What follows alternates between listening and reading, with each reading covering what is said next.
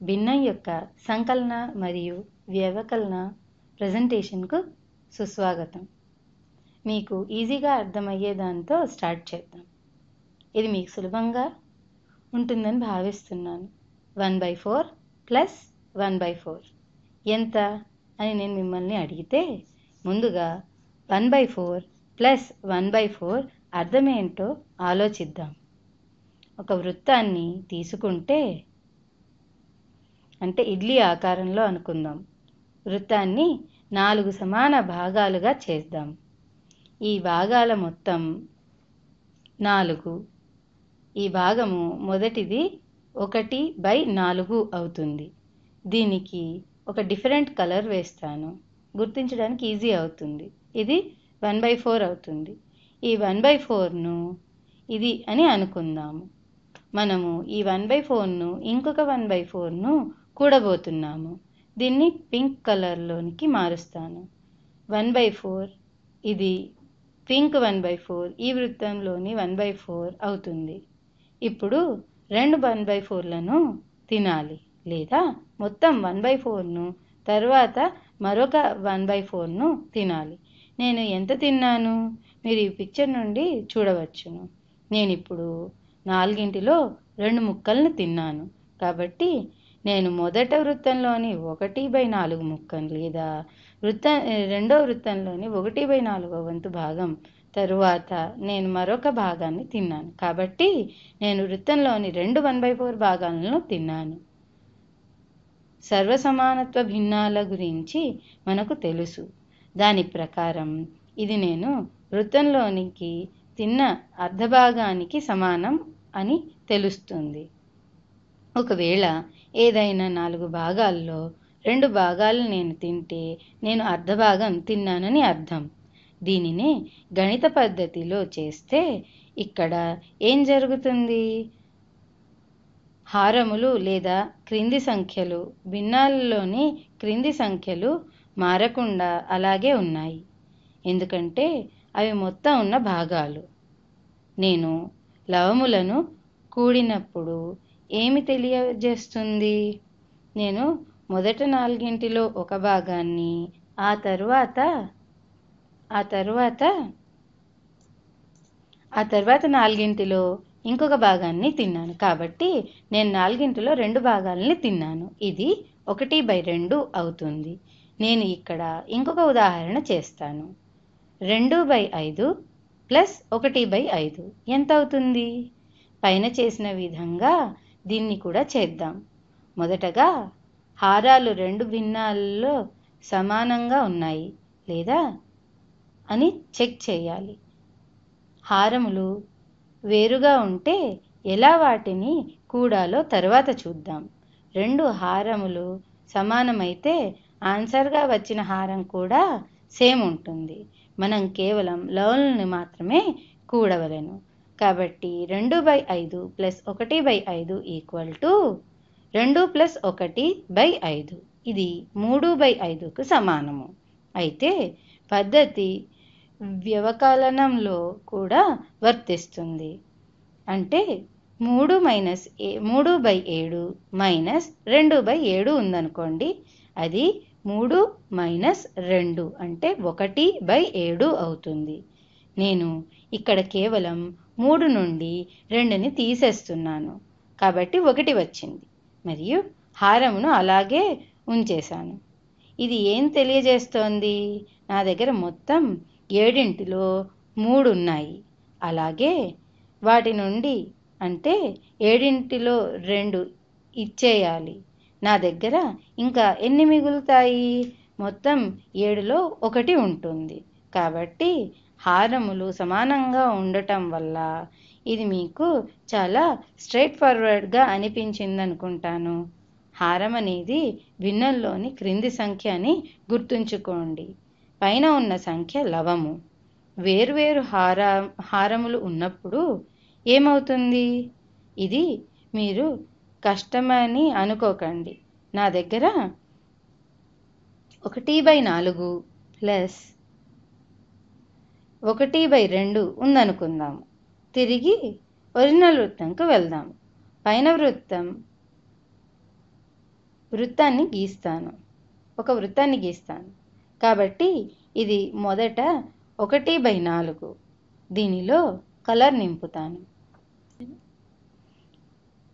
అదే ఈ వృత్తంలో ఈ 1/4 అవుతుంది. నేనిప్పుడు మరొక అర్ధ భాగాన్ని అంటే 1/2ను తినబోతున్నాను. కాబట్టి నేను అర్ధ భాగం అంటే 1/2ని తింటున్నాను. ఇదే ఆ అర్ధ భాగం. నేను మొత్తం అర్ధవంతు భాగాన్ని తింటాను. అయితే ఇది దేనికి సమానం అవుతుంది? దీని గురించి ఆలోచిస్తే మనకు కొన్ని రకాల పద్ధతులు ఉన్నాయి. ముందుగా అర్ధ భాగాన్ని తిరిగి రాద్దాం.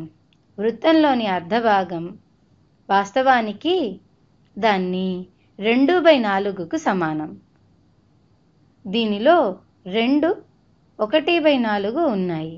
కాబట్టి అరని 2/4 అని రాయొచ్చు. మరియు భిన్నాల సర్వసమానత నుండి మనకు తెలిసినట్లు 1/4 ప్లస్ 1/2ని 1/4 ప్లస్ 2/4గా రాయొచ్చు. నేను ఇక్కడ ఏమి మార్పులు చేశానంటే 1/2కి బదులు 2/4 రాశాను. నేను దీన్ని ఎలా పొందాను అన్నది మీకు పైన చెప్పాను కదా. అలా ఎప్పుడు చేయాలంటే లవమును హారమును ఒకే అంకెతో గుణించాలనుకున్నప్పుడు మాత్రమే మీరు ఇది వాడవచ్చును. మీకు ఏ అంకెతోనైనా గుణించవచ్చును. ఇది ఇలా చేస్తున్నాను. 1/2 × 1 = 1/2. మీకు తెలుసు 1ని పొందాలంటే ఇంకొక మార్గం కూడా ఉంది. 2/2 కూడా 1 అవుతుంది. కాబట్టి 2ను మాత్రమే ఎంచుకోవడానికి కారణం ఏంటంటే నేను హారములను సమానం చేయాలనుకుంటున్నాను. కాబట్టి 1/4 ప్లస్ 2/4 వస్తుంది. మనకు తెలిసినట్లుగా లవాలను కూడాలి. అప్పుడు 2 + 1 3 వస్తుంది. హారములు సమానం కాబట్టి కింద 4 రాయొచ్చు. కాబట్టి 3/4 అవుతుంది. మనం పిక్చర్ని చూస్తే అర్థమవుతుంది. మనము వృత్తంలోని 3/4 వంతు తిన్నామని. ఇప్పుడు ఇంకొకటి చూద్దాం. ఇప్పుడు 1/2 ప్లస్ 1/3ని చేద్దాం. మరొకసారి హారములను సమానం అయ్యేలా భిన్నాలను మార్పు చేయాలి. కానీ ఏదో ఒక దానితో గుణిస్తే మనకు కావాల్సింది పొందలేము. 2ని పొందటానికి 3ని దేంతోనూ గుణించలేము. అటువంటి సంఖ్య కూడా ఉండదు, లేదా ఏ సంఖ్య లేదు. కాబట్టి 3ని పొందాలంటే 2ని ఏ సంఖ్యతో కూడా భాగించలేం. కాబట్టి నేను ఈ రెండింటినీ గుణించి అప్పుడు మాత్రమే అవి సమానమవుతాయి. అప్పుడు మనకు కావలసినట్లుగా మారుతాయి. కామన్గా ఉంటే హారాన్ని ఏమని పిలుస్తాము? 2 3ల కనీస సామాన్య గుణకంగా మారుతుంది. సరే, 2 3ల కనీస సామాన్య గుణకం ఏమవుతుంది? 2 3 సామాన్య గుణకం అది కూడా స్మాలెస్ట్ నెంబర్ అవుతుంది. 2 3ల కనీస సామాన్య గుణకం 6 అవుతుంది. కాబట్టి పై 2 భిన్నాలను సంథింగ్ బై 6గా మార్చుదాం. అంటే హాఫ్ అనేదాన్ని బై 6గా మార్చాలి. భిన్నాల సర్వసమానత నుండి మీరు తెలుసుకోవాలి. నేను హాఫ్ వంతు పిజ్జా తిన్నాను, అది కూడా 6 భాగాలతో, అంటే 3 భాగాలను తిన్నానని అర్థం.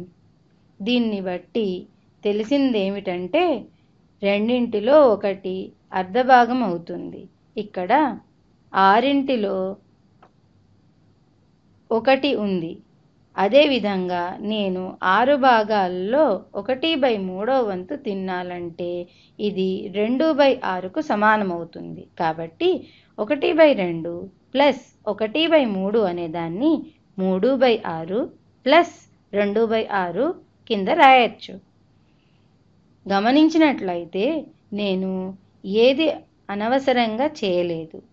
పైన చేసిందంతా మారిన హారాలతో తిరిగి ఇక్కడ రాస్తాను. నేను వృత్తాన్ని కావలసిన విధంగా అవసరానికి అనుగుణంగా విభజించాను.